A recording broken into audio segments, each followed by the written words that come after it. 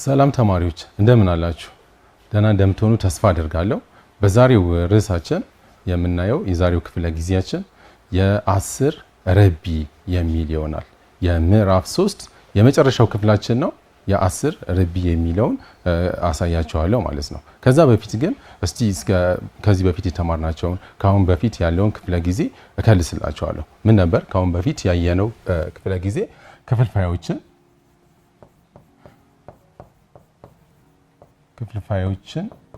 እና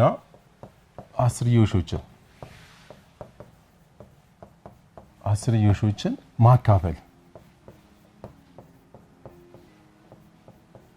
ማካፈል የሚል ርዕስ ይዘን ከዚህ በፊት አሳይቻችሁ ነበር። ስለዚህ ክፍልፋዮችንና አስርዮሾችን በምን አይነት መንገድ ነው አካፍለን መልሱን ማስቀመጥ የምንችለው? እነዚህን አሁን የምነግራችሁን ህጎች በመከተል ነው ከዚህ በፊት እንዳየነው ማለት ነው።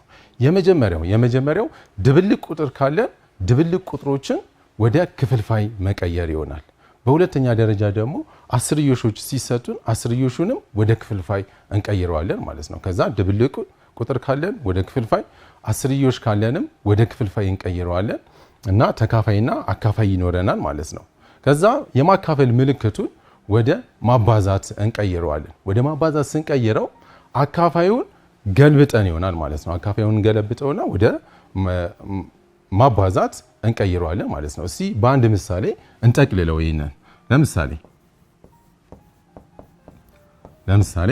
2 ሙሉ 1/4 ሲካፈል ለ0.5 2 ሙሉ 1/4 ለ0.5 ማካፈል ቢያስፈልገን አሁን አስቀድመን 2 ሙሉ 1/4 ወደ ክፍልፋይ ቀይረዋለሁ ማለት ነው። እንዴት እንደምንቀይረው ከዚህ በፊት በሰፊው ስላየን ይሄ ቀላል ነው ለእናንተ የሚሆነው። 4ን በ2 አባዛዋለሁ፣ ከዛ 1 ደምርበታለሁ። ስለዚህ 4 ሲባዛ በ2 8 ነው። 1 ስንደምርበት 9/4 ይሆናል ማለት ነው። ስለዚህ 2 ሙሉ 1/4 ክፍልፋዩን ወደ ምን ቀየርኩት ማለት ነው? ወደ ድብልቅ ቁጥሩን ወደ ክፍልፋይ ቀየር ነው። 9/4 ሰጥቶናል ማለት ነው። ሲካፈል 0.5ን ደግሞ እንደዚሁ አስርዮሽ ቁጥር ነው። ይሄንን ወደ ክፍልፋይ ቀይረዋለሁ። 0.5 እዚህ ከነጥብ በኋላ አንድ ቁጥር ስላለን 5/10 አድርገን እናስቀምጠዋለን ማለት ነው። 5 ጽፋት አለው። ከነጥብ በኋላ አንድ ቁጥር ካለ ለ10 ነው የማካፍለው 5/10። ስለዚህ አሁን የመጀመሪያዎቹን 2 ቅደም ተከተሎች አልፈናል ማለት ነው። ድብልቅ ቁጥር ሲኖረን ወደ ክፍልፋይ መቀየር፣ አስርዮሽ ሲኖረን ወደ ክፍልፋይ መቀየር። በሶስተኛ ደረጃስ ምንድን ነው የሚሆነው? የተሰጠንን ክፍልፋይ የመጀመሪያውን ተካፋዩን ቁጥር እንዳለ 9/4 አስቀምጠውና ማካፈሉን ግን ወደ ማባዛት ቀይረዋለሁ። ስለዚህ ማካፈል የነበረውን ማባዛት አድርጌ አካፋዩን ቁጥር ገልብጠን ነው የምናስቀምጠው። ስለዚህ 5/10 የነበረውን 10/5 አድርጌ አስቀምጠዋለሁ ማለት ነው። ከዛ በኋላ እንዴት አድርገን ነው ማባዛት የምንችለው? ለአሉን ከለአሉ ታሃቱን ከታሃቱ። ስለዚህ 9ን በስንት አባዛዋለሁ? እዚህ ጋር በ10 ይባዛል 90 ይሰጣቸዋል። 4ን በ5 አባዛዋለሁ 20 ይሰጠናል ማለት ነው። አሁን እንዲህ አድርጌ አባዝቼ ካስቀመጥኩት በኋላ ቁጥሩ የሚቃለልልን ከሆነ አቃለን እናስቀምጠዋለን ማለት ነው። እንደምታዩት የአንድ ቤቱ ስንት ነው? እዚህ 0 ነው። እዚህ ጋር 0 ስለሆነ ለአሉም ታሃቱም በ10 ይካፈላል ማለት ነው። በተመሳሳይ ቁጥር እናካፍለዋለን። ለአሉ በ10 ሲካፈል 90 ለ10 ስታካፍሉት 9 ይሰጣቸዋል። 20 ለ10 ስታካፍሉት ደግሞ 2 ይሰጣቸዋል። ስለዚህ መልሳችን 9/2 እናገኛለን ማለት ነው። 2 ሙሉ 1/4 በ0.5 ስናካፍለው ውጤታችን ስንት ነው? 9/2። ይሄ አሁን መልሳችን በክፍልፋይ ነው የተቀመጠው። በአስርዮሽ ማስቀመጥ ከተፈለገስ 9ን ለ2 ቁልቁል ታካፍሉትና መልሷን ታስቀምጣላችሁ ማለት ነው። ያ ማለት ይሄው እዚህ ጋር 9 ሲካፈል ለ2 4 ጊዜ ነው የሚሰጣችሁ። 4 ጊዜ 2 8 ነው። ስንት እንቀንሳለን? ከ9 ላይ 8ን ስንቀንስ 1 ለ2 ስለማይችል እዚች ጋር ነጥብ አድርጌ 0 እሰጣለሁ። 10ን ለ2 ስታካፍሉት 5 ነው። 5 ሲባዛ በ2 10 እናገኛለን። ስንቀንስ 0 ሆኗል ማለት ነው።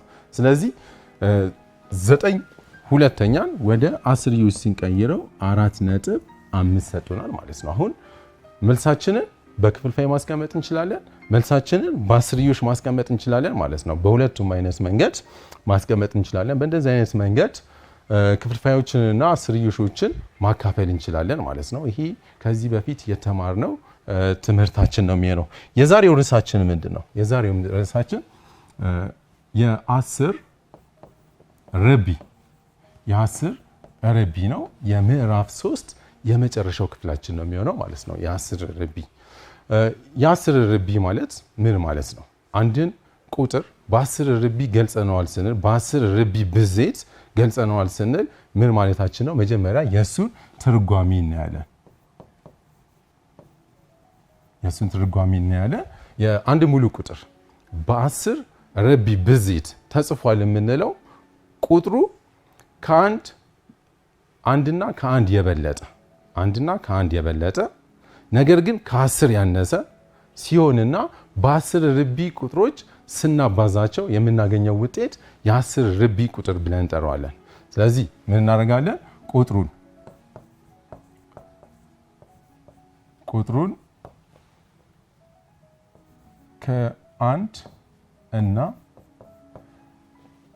ከአንድ የበለጠ አንድና የአንድ የበለጠ ነገር ግን ከ10 ያነሰ ይህንን ቁጥር በ10 ርቢ ስናባዛው የምናገኘው ቁጥር በ10 ርቢ ተጽፏል እንላለን። በ10 ርቢ ብዜት ተጽፏል ብለን ማስቀመጥ እንችላለን ማለት ነው። ለምንድን ነው የሚጠቅመን? አሁን አንድ ሙሉ ቁጥር በ10 ርቢ መጻፍ ለምን ይጠቅመናል? ዋናው ጥቅሙ ምንድን ነው? በጣም ትልልቅ የሆኑ ቁጥሮችን ለማንበብ እንዲመቸን አሳጥረን ለመጻፍ ያስችለናል ማለት ነው። አሁን ትልልቅ የሆኑ ቁጥሮች ቢሊየን፣ ሚሊየን፣ ትሪሊየን እያልን ከምንጠራ አሳጥረን በ10 ርቢዎች መጻፍ እንችላለን። ለዛ ስለሆነ ነው ይህንን ርዕሳችንን ለትምህርት ያበቃ ነው ማለት ነው። በጣም ጥሩ። ስለዚህ ይህንን ባጭሩ ሳስቀምጥላችሁ ሀ ሲባዛ 10 ርቢ ብለን እዚህ የጻፍኩላችሁን በጽሁፍ ባጭሩ እንዲያርጋችሁ ማስቀመጥ ትችላላችሁ ማለት ነው። ሀ ሲባዛ 10 ርቢ አደርገውና ነገር ግን ሀ ማለት ምን ማለት ነው? አንድና ከአንድ የሚበልጥ ነገር ግን ከስንት የሚያንስ? ከ10 የሚያንስ ቁጥር ነው። ስለዚህ ምን አደርገዋለሁ ማለት ነው? አንድ ያንሳል እኩል ይሆናል ሀ ያንሳል ከስንት? ከ10 ይሆናል ማለት ነው። ስለዚህ እንደምታዩት ሀ መሆን ያለበት አንድ መሆን ይችላል ከአንድ የበለጠ ቁጥር ነገር ግን ከስንት የሚያንስ? ከ10 የሚያንስ ቁጥር ይሆናል ማለት ነው። መ ግን ማንኛውም ሙሉ ቁጥር መሆን ይችላል። መ ሙሉ ቁጥር ነው። ሙሉ ቁጥር ሲሆን ስለዚህ በዚህ መልክ ስናስቀምጠው ቁጥሩ በ10 ርቢ ብዜት ተጽፏል ብለን ማስቀመጥ እንችላለን ማለት ነው። እስቲ ምሳሌዎችን እንስራ። ምሳሌ 1 ሀ 1 ጊጋባይት 1 ጊጋባይት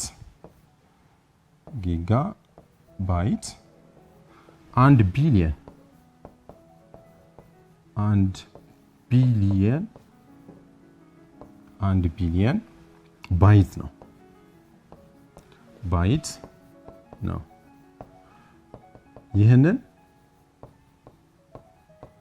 ይህንን በ10 ርቢ ግለጹ። ስለዚህ አሁን ጥያቄው እንደሚለው ምንድነው?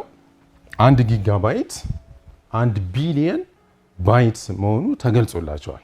ስለዚህ ጊጋ የሚለው 1 ቢሊየንን የሚወክል ነው ማለት ነው። ይሄንን በ10 ርቢ ግለጹት ነው የተባላችሁት። ስለዚህ አሁን የዚህ መፍትሄ እናስቀምጣለን። መፍትሄ 1 ጊጋባይት እኩል ይሆናል 1 ቢሊየን ብለናል። 1 ቢሊየን ባይት ነው ተብላችኋል። 1 ቢሊየን ስንት ዜሮዎችን የያዘ ነው? ሺህ ካልን 3 ዜሮዎችን የያዘ እንደሆነ ታውቃላችሁ። 6 ዜሮ ከያዘልን ደግሞ ሚሊየን ብለን ነው የምንጠራው። ቢሊየን ካልን ደግሞ ስንት ዜሮዎችን? 9 ዜሮዎችን የያዘልን ነው ማለት ነው። ስለዚህ አንድ ቢሊየን ስለሆነ አንድን እጽፍና 9 ዜሮዎችን አስቀምጣለሁ ማለት ነው። ስለዚህ 1 2 3 4 5 6 7 8 9 ስለዚህ አያችሁ ይህን ስታነቡት ምን ብላችሁ ነው የምታነቡት? 1 ቢሊየን ግን እዚች ጋር ምን አለችን? ባይት። አሁን 1 ጊጋባይት 1 ቢሊየን ባይት መሆኑን እዚህ አስቀምጫለሁ ማለት ነው። ስለዚህ አያችሁ ይህ ቁጥር በጣም ትልቅ ቁጥር ነው። ይህንን ቁጥር ለማንበብ እንዲመቸን አሳጥረን ለመጻፍ ካስፈለገ ምን ያስፈልገኛል ማለት ነው? የ10 ርቢ ያስፈልገናል ማለት ነው። ስለዚህ በ10 ርቢ ይህን ስናስቀምጠው ምን አድርገን ነው? 1 ሲባዛ አደርግና 10 ርቢ ስንት ነው የምለው? 10 ርቢ ስንት ነው የምለው? እቆጥራለሁ እዚህ ጋር ከመጨረሻው ትጀምሩና 1 2 3 4 5 6 7 8 9 ይሆናል ማለት ነው። ስለዚህ 10 ርቢ 9 ባይት ይሆናል ማለት ነው። ባይት። ስለዚህ እነዚህ ትልልቅ የሆኑ ቁጥሮችን አሁን 1 ቢሊየን እያልን ከምንጠራ አሳጥረን 1 ሲባዛ 10 ርቢ 9 ብዬ ብጠራ ይቀልልኛል ማለት ነው። እና ትልልቅ ቁጥሮችን አሳጥረው ለመጻፍ እንጠቀምበታለን ማለት ነው። 10 ርቢዎችን 1 ሲባዛ 10 ርቢ 9 ባይት ይሆናል መልሳችን። እና መልሳችን እንዲህ ከሆነ ትክክል ነው ማለት ነው። እስኪ ደግሞ ሌላ ምሳሌ ልድገማችሁ። አንደኛ ምሳሌ ሀን ሰርተናል። ለን ደግሞ እንወስዳለን። የብርሃን ፍጥነት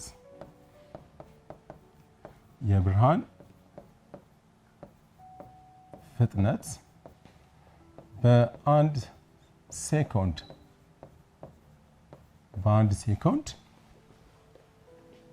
3 ሲባዛ 10 ርቢ 5 ኪሎ ሜትር ነው። ይህንን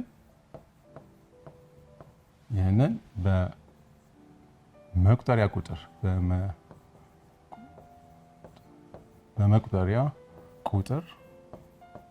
ቁጥር ግለጹት። አሁን ጥያቄውን ይሄው እንደምናየው የብርሃን ፍጥነት በአንድ ሴኮንድ ውስጥ ምን ያህል ኪሎ ሜትር ይጓዛል? 3 ሲባዛ 10 ርቢ 5 ኪሎ ሜትርን ይጓዝልናል። አሁን ይሄ ትልቅ ቁጥር ነው። 3 ሲባዛ 10 ርቢ 5 ይህንን በመቁጠሪያ ቁጥር አስቀምጡት ነው ጥያቄው። እዚህ መፍትሄያችን ምን አድርገን ነው የምንሰራው? ይሄንን መፍትሄውን እንሰራለን። ስለዚህ እናንተ ቅድም እንደነገርኳችሁ 3 ሲባዛ 10 ርቢ 5 ኪሎ ሜትርን ወደ መቁጠሪያ ቁጥር ነው ማለት ነው የምናስቀምጠው። እስቲ እኔ መልሱን በቀጥታ ከምነግራችሁ 2 ደቂቃ ልስጣችሁና በ2 ደቂቃ ውስጥ ይሄንን በመቁጠሪያ ቁጥር ቀይራችሁ ትጠብቁኛላችሁ። ተመልሰን እንገናኛለን።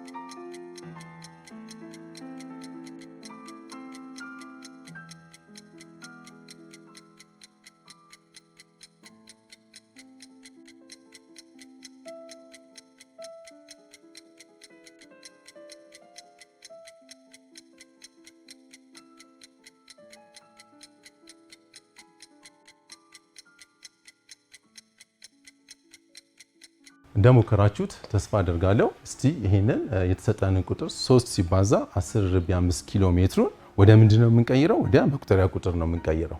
ስለዚህ 3 ሲባዛ 10 ርቢ 5 እኩል ይሆናል እንልና 10 ርቢ 5 ማለት ስንት ነው? 3 ሲባዛ 10 ርቢ 5 ማለት 100 ሺህ ማለት ነው። እንግዲህ 10 ርቢ 5 ሲል ስንት ዜሮዎች አሉ ማለት ነው?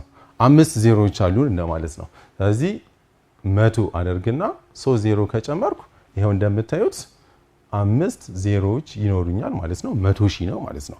3ን በ100 ሺህ እናባዛዋለን። ስንት እናገኛለን?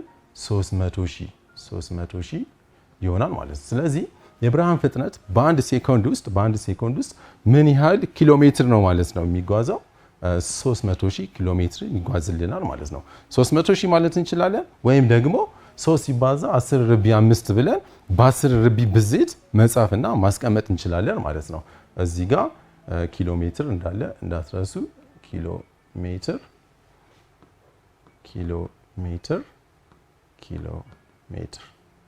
ስለዚህ 3 ሲባዛ 10 ርቢ 5 ኪሎ ሜትር ነው የቀየርኩላችሁ ማለት ነው። ይሄ በመቁጠሪያ ቁጥር ነው የተጻፈው።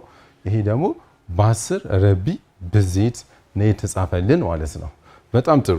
ሌሎች ምሳሌዎችን እየደጋገምን በ10 ርቢ እንዴት እንደሚጻፍ ከ10 ርቢ ወደ መቁጠሪያ ቁጥር መጣት እንችላለን። ከመቁጠሪያ ቁጥሮች ደግሞ ወደ 10 ርቢ መሄድ እንችላለን ማለት ነው። ምሳሌ 2 አሳያችኋለሁ። ምሳሌ 2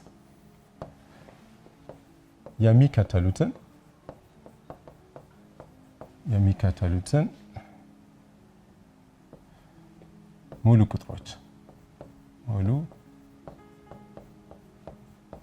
ቁጥሮች የሚከተሉትን ሙሉ ቁጥሮች በ10 ርቢ ግለጹ። ሀ 93,000 አሁን 93,000 በ10 ርቢ እንገልጸዋለን። ለ 240 እንደዚህ ቢሆን አሁን እዚህ ጋር ነው የምቆርጠው። ሁል ጊዜ እንደዚህ አይነቱን ለማንበብ እንዲመቻል እንዴት አድርገን ነው መቁረጥ የምንችለው? ከመጨረሻው መጣና 3 ቆጥሬ ኮማ አደርጋለሁ። ያ ማለት ምን ማለት ነው? ይሄኛው ሺህ ተብሎ ስለሚነበብ ማለት ነው። እና ይሄ 240 ሺህ በ10 ርቢ እንገልጸዋለን። ሐመር ውሃ 302000 ይሄ ደግሞ እዚህ ጋር እቆርጠዋለሁ፣ እዚህ ጋር እቆርጠዋለሁ። እስቲ ቆይ እናስተካክለው። 302000 እንደዚህ ላድርገውና እዚህ ጋር እንቆርጣለን፣ እዚህ ጋር እንቆርጣለን። 30 ሚሊዮን 200 ሺህ ማለት ነው። 30 ሚሊዮን 200 ሺህ በ10 ርቢ እናስቀምጠዋለን። የመጨረሻ አንድ እንድገምና 3401 እንደዚህ ላድርገውና 1 2 3 ይሄ እንግዲህ አሁን ስንት ነው? እዚህ ጋር 3 ዜሮ አለ፣ 3 ቁጥር አለ፣ 9 ቁጥሮች አሉ ማለት ነው። 3 ቢሊዮን 401 ሚሊዮን ይሆናል ማለት ነው። ይሄን ቁጥር አሁን ትልቅ ነው፣ ለመጥራት ራሱ ሊያስቸግረን ይችላል ማለት ነው። ትልቅ በሆነ ቁጥር አሳጥረን ግን በ10 ርቢ መጻፍ እንችላለን። እሱን እንለማመዳለን ማለት ነው። በጣም ጥሩ መፍትሄ። እስቲ ሁለቱ ልስራላችሁና ጊዜ ይሰጣችኋለሁ። እነዛን ሁለቱን ደግሞ እናንተ ሞክራችሁ ትጠብቁኛላችሁ። ሀ 9300 9300ን በ10 ርቢ ለመጻፍ ምንድን ነው የምናደርገው? ቅድም ያልኳችሁን ህግ እንዳትረሱ። ሀ ሲባዛ 10 ርቢ መ ነው ህጋችን። ሀ ምንድነች? በአንድና በስንት መካከል? በ10 መካከል አንድ መሆን ይችላል።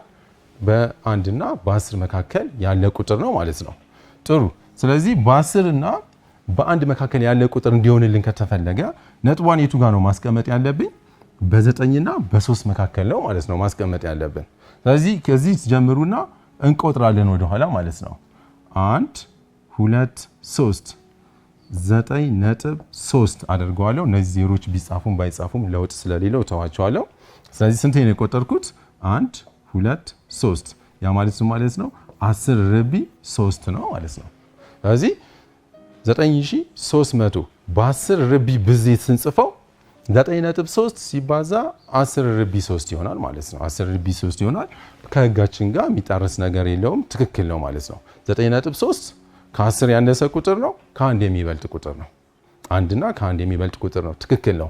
እዚች ጋር ያለችው ቁጥር ደግሞ ሙሉ ቁጥር ነው ያልኳችሁ። ስለዚህ 3 ሙሉ ቁጥር ስለሆነ ትክክል ነው ማለት ነው።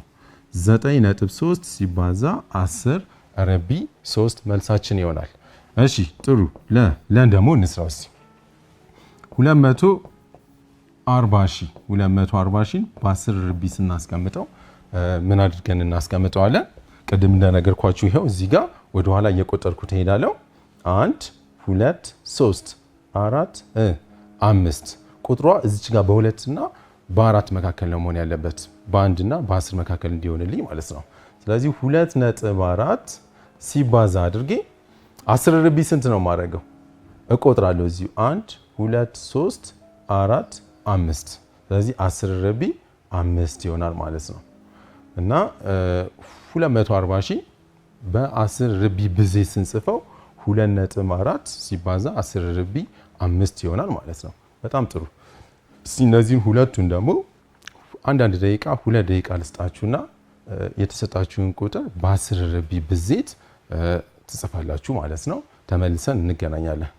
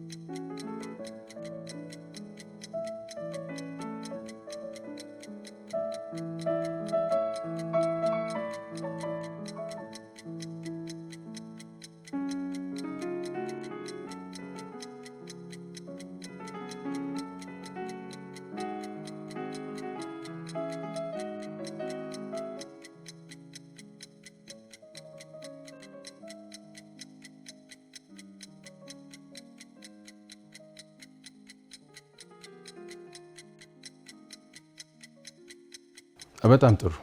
የሰጧችሁን በስነ ስርዓት እንደሰራችሁ ተስፋ አደርጋለሁ። እስቲ መልሱን አብረን ደግሞ በጋራ እንየው። 30 200 000 እዚህ ጋር ቆርጠዋለሁ። 30 ሚሊዮን 200 ሺህ 30 ሚሊዮን 200 ሺህ በ10 ርቢ ነው የምናስቀምጠው። ስለዚህ መልሳችን ምን ይሆናል? ነጥብ የማስቀምጠው እዚች ጋር ነው የሚሆነው። ምክንያቱም እዚህ ካስቀመጥኩ 30 በ1 እና በ10 መካከል ስለማይሆንልኝ ማለት ነው። እና 3.02 ሲባዛ አሁን እዚህ ጋር ከዜሮ በኋላ ሌሎቹ ቁጥሮቹ ዜሮ ከሆኑ ዜሮ ምንም ትርጉም አይኖረውም። ነገር ግን ከነጥብ በኋላ እዚህ ሌላ ቁጥር ዜሮ ኖሮ ሌላ ቁጥር ካለ ዜሮ ትርጉም አላት ማለት ነው። ይሄ የስንት ቤት በቤታቸው መሄድ ስለምንችል 1 10ኛ 1 100ኛ ያልን ስለምንሄድ ዜሮ የአንድ 10ኛ ቤት ስለሆነች ትርጉም ስላለው እናስቀምጣታለን ማለት ነው። እና ቁጥሩን እናስቀምጣለን። 3.02 ሲባዛ አሁን እቆጥራለሁ 1 2 3 4 5 6 7 እዚህ ጋር ይሆንልኛል። ስለዚህ 10 ርቢ 7 ብለን እናስቀምጠዋለን ማለት ነው። እና 30 ሚሊዮን 200 ሺህ በ10 ርቢ ሲቀመጥ 3.02 ሲባዛ 10 ርቢ 7 ይሆናል ማለት ነው። በጣም ጥሩ። ቀጥሎ ያለውንም መልስ እንስራ። 3 4 0 1 0 0 0 0 0 0 እኩል ይሆናል። ነጥቡ ሳውን ቤቱ በኩል ነው የሚቀመጠው በ3 እና በ4 መካከል። ስለዚህ በ3 እና በ4 መካከል አስቀምጠዋለሁ። 3.4 0 ትጻፋለች። አንድ አለ ከዛ በኋላ ያሉት 0 ስለሆኑ እነሱን እተዋቸዋለሁ ማለት ነው ትርጉም ስለሌለው። ስለዚህ አንድን እዚህ እንጽፋለን። 3.401 ሲባዛ 10 ርቢ ስንት እንቆጥራለን። እዚህ 3 ቁጥር ያለው እዚህ ጋርም 3 ቁጥር ያለው 6 እዚህ ጋር 3 እንቆጥር 9 ይሆናል። ስለዚህ 10 ርቢ 9 ይሆናል ማለት ነው። ስለዚህ 3 ቢሊየን 401 ሺህ 3 ቢሊየን 401 ሺህ ቀለል ባለ አቀማመጥ በ10 ርቢ ብዜት ስናስቀምጠው 3.401 ሲባዛ 10 ርቢ 9 ብለን ማስቀመጥ እንችላለን ማለት ነው። እና አሁን እንዳየነው ለምንድን ነው የሚጠቅመን? በ10 ርቢ የተጻፈ በጣም ትልልቅ ቁጥሮችን ምን አድርጎ ለመጻፍ አሳጥሮ ለመጻፍ አሳጥረን በቃላችን ለመጻፍ ለመናገር ያስችለናል ማለት ነው። በዚህ መልክ ይሆናል። እስቲ ሁለተኛ ሌላ ሶስተኛ ምሳሌ ላሳያችሁ። መቁጠሪያ ቁጥሩ ተሰጧችሁ ወደ 10 ርቢ እንዴት እንደሚገለጽ ነበር ያሳየዋችሁ። አሁን በዚህ ምሳሌ ደግሞ የምናየው በ10 ርቢ ተሰጧችሁ ደግሞ እንዴት አድርገን ወደ መቁጠሪያ ቁጥር እንቀይረዋለን የሚለውን የተወሰኑ ምሳሌዎችን አሳያችኋለሁ። ለምሳሌ ይሄንን ብንወስድ 2.1 ሲባዛ 10 ርቢ 4 ብዬ ባስቀምጥ 2.1 ሲባዛ 10 ርቢ 4 በመቁጠሪያ ቁጥር አስቀምጡት ነው። ስለዚህ የዚህ መፍትሄው ምን ይሆናል? የዚህ መፍትሄው 2.1 ሲባዛ 10 ርቢ 4 እኩል ይሆናል ብዬ 10 ርቢ 4 ምን ነው የሚገልጸው? 4 ዜሮዎችን እጽፋለሁ ማለት ነው። 2.1 ሲባዛ 10 ርቢ 4 ማለት 10 ሺህ ማለት ነው። 4 ዜሮዎች ሲቀመጡ ስለዚህ 10 ሺህ በ2.1 አባዛዋለሁ ማለት ነው። አንድ ጊዜ ወደዚህ ሳሴድ ነጥቧን ከዚህ አንድ ዜሮ ቀንሳለሁ። በ10 ስላባዛሁት ያው እዚህ ጋር መካፈል መቻል ስላለበት ማለት ነው። ስለዚህ አንድ ጊዜ ወደዚህ ነጥቧን ሳሴድ አንድ ዜሮ እንቀንሳለን። 2 1 ይሆንና ነጥቧን ወደዚህ አንድ ስላሴድኩ አንድ ቀንሻለሁ። ስንት ዜሮዎች ይቀራሉ? 3 ዜሮዎች ይቀሩልናል። እነሱን 3 ዜሮዎች እዚህ ያስቀምጣለሁ ማለት ነው። እና መልሱ ስንት ይሆናል ማለት ነው? 21 ሺህ ማለት 2.1 ሲባዛ 10 ርቢ 4 ነው ማለት ነው። ይሄ በርቢ ነው የተጻፈው። እዚህ ጋር ያለው ደግሞ በመቁጠሪያ ቁጥር ነው የተጻፈው ማለት ነው። ስለዚህ በርቢ የተሰጣችሁንም በ10 ርቢ ብዜት የተሰጣችሁንም በመቁጠሪያ ቁጥር ገልብጣችሁ ማስቀመጥ ትችላላችሁ ማለት ነው። ሌላ ምሳሌ እንድገም እስቲ 3.04 ሲባዛ 10 ርቢ 5 ለምሳሌ ይሄን እንውሰድ እስቲ 3.04 ሲባዛ 10 ርቢ 5 መፍትሄ 3.04 ሲባዛ 10 ርቢ 5 እኩል ይሆናል 3.04 ሲባዛ 10 ርቢ 5 ዜሮዎች አሉት ማለት ነው። 100 ሺህ ነው ማለት ነው። ስለዚህ 100 ሺህ መቶን አስቀምጥና 3 ዜሮችን አስቀምጣለሁ። ስለዚህ 100 ሺህ ማለት 10 ርቢ 5 ነው። ይሄንን ቅድም በነገርኳችሁ ዘዴ ስናባዛው ይችን ነጥብ ወደዚህ አንቀሳቅሳለሁ።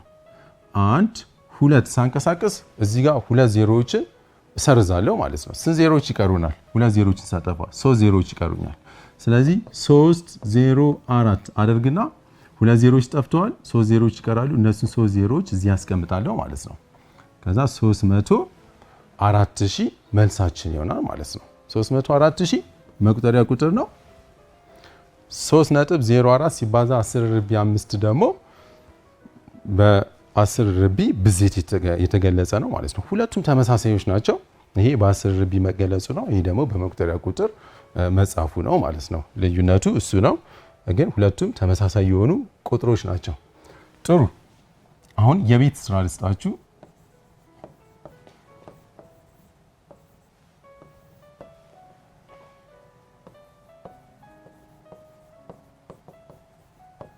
የሚከተሉትን በ10 ርቢ ጻፉ።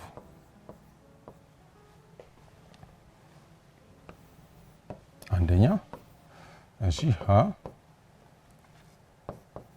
450,000 ይሄን ትጽፋላችሁ 450,000 ለ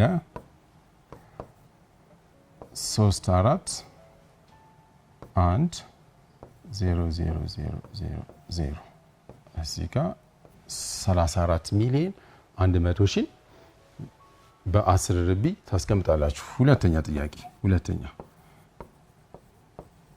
የሚከተሉትን በመቁጠሪያ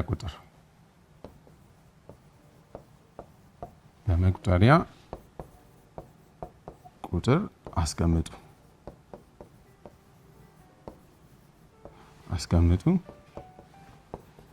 ሀ 2.11 ሲባዛ 10 ርቢ 6 ለ 3.45 ሲባዛ 10 ርቢ 7 በጣም ጥሩ።